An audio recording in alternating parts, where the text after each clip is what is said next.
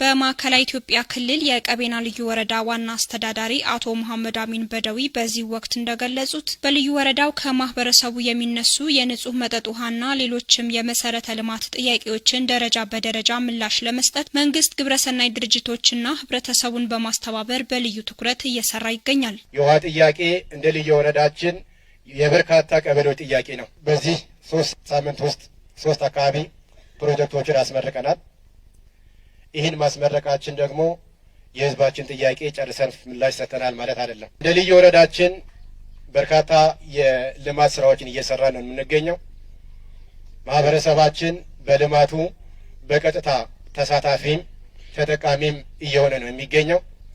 ከጊዜ ወደ ጊዜ በማህበረሰባችን ደረጃ ላይ የሚነሱ ጥያቄዎችንም ምላሽ እየሰጠን እንገኛለን። በልዩ ወረዳው ከዚህ ቀደም የንጹህ መጠጥ ውሃ እጥረት ከነበረባቸው ቀበሌዎች መካከል የጀብዱ ቀበሌ አንዱ እንደነበር ያነሱት ዋና አስተዳዳሪው ዛሬ ላይ ምላሽ በማግኘት የአካባቢው ማህበረሰብ የንጹህ መጠጥ ውሃ ተጠቃሚ መሆን በመቻሉ እንኳን ደስ አላችሁ ብለዋል። ረጅም ጊዜ ስንቸገርበት የነበረውን የውሃ ጥያቄያችን በብልጽግና ፓርቲያችንና በመንግስታችን መሪነት አጋር አካላትን በማስተባበር ዛሬ ላይ ለምርቃት በቅቷልና ጥያቄያችሁ ምላሽ በማግኘቱ እንኳን ደስ አላችሁ።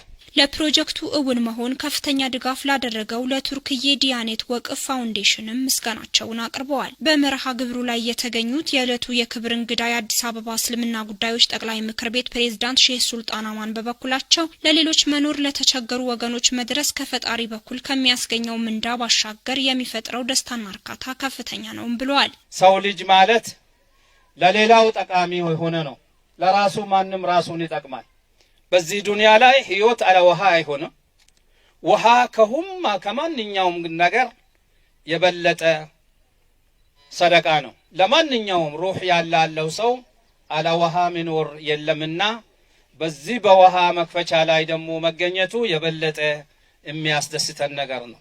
ለሰው ልጆች ህይወት መሰረት የሆነውን የንጹህ መጠጥ ውሃ አቅርቦትና ተደራሽነት ለማሳደግ ህብረተሰቡን ተጠቃሚ ለማድረግ ከልዩ ወረዳው አስተዳደር ጋር በመቀናጀት በቀጣይም በትኩረት እንደሚሰራም ገልጸዋል። የቀቤና ልዩ ወረዳ ውሃ ማዕድንና ኢነርጂ ጽህፈት ቤት ኃላፊ አቶ ጁሃር ጀማል በልዩ ወረዳው የንጹህ መጠጥ ውሃ አቅርቦት ሽፋን ዝቅተኛ በመሆኑ ህብረተሰቡ ለተለያዩ ችግሮች ሲጋለጥ መቆየቱን አስታውሰው ችግሩን ለመቅረፍ ከሚመለከታቸው ባለድርሻ አካላትና ከተለያዩ ግብረሰናይ ድርጅቶች ጋር በመተባበር እየሰራ መሆኑን ተናግረዋል።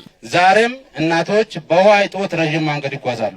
ይህንን ማስወገድ የሚቻለው ህብረተሰባችን በማስተባበር ኃይል ፈላጊዎችን በመጋበዝ እንዲሁም በእጃችን ያለው ውሃ በጥንቃቄ በመያዝ ይህንን ማስወገድ ይቻላል። በልዩ ወረዳው በጀብዱ ቀበሌ መንግስት ከቱርክዬ ዲያኔት ወቅፍ ፋውንዴሽን ግብረሰናይ ድርጅት ጋር በመተባበር በ10 ሚሊዮን ብር ወጪ የተገነባ የጀብዱ የንጹህ መጠጥ ውሃ ፕሮጀክት ከ5000 በላይ የአካባቢ ነዋሪዎችን ተጠቃሚ ማድረግ የሚችል መሆኑን ተናግረዋል። ይህ የውሃ ተቋም ለትውልድ የሚሸጋገር ቅርስ ነው።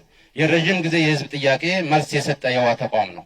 በአጠቃላይ በከፍተኛ ወጪ የተገነባና ከ5000 ሰው በላይ የማስጠቀም አቅም ያለው የውሃ ተቋም ነው። ስለዚህ በእንክብካቤ መያዝና በጥንቃቄ መጠቀም ያስፈልጋል። በኢትዮጵያ የቱርክዬ ዲያኔት ወቅፍ ፋውንዴሽን አስተባባሪ አቶ ያሻር ጁሃ ሆጃ ድርጅታቸው በኢትዮጵያ በተለያዩ አካባቢዎች የንጹህ መጠጥ ውሃ ግንባታ በማከናወን ህብረተሰቡን ተጠቃሚ በማድረግ ላይ እንደሚገኝና በቀጣይም በዘርፉ በልዩ ወረዳው እያደረገ ያለውን ድጋፍ አጠናክሮ እንደሚቀጥልም ገልጸዋል። በልዩ ወረዳው ካነጋገርናቸው የጀብዱ ቀበሌ ነዋሪዎች መካከል ወይዘሮ ፈቲሃ አብዱልአዚዝ እና አቶ ናስር ሻፊ ይገኙበታል። በሰጡት አስተያየት የንጹህ መጠጥ ውሃ አቅርቦት ችግር የረጅም ጊዜ የህብረተሰቡን ጥያቄ እንደነበር አስታውሰው አሁን ላይ ችግሩ ምላሽ በማግኘቱ መደሰታቸውንም ገልጸዋል። ውሃ ካለ ህይወት አለ።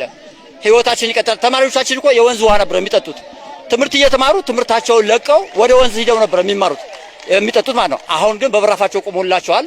ደስታ አግኝተዋል። እኛን ደስ ብሎናል። ከዚች ምድር እዛች ምድር እስከምናልፍ ደስታ እንደዛሬ ተሰምቶን አናውቅም። በዚህም ለፕሮጀክቱ እውን መሆን ድጋፍ ላደረጉ አካላት ምስጋናቸውን ያቀረቡ ነዋሪዎች የውሃ ግንባታው ዘላቂ አገልግሎት መስጠት እንዲችል አስፈላጊው ጥበቃና እንክብካቤ እንደሚያደርጉለትም ተናግረዋል።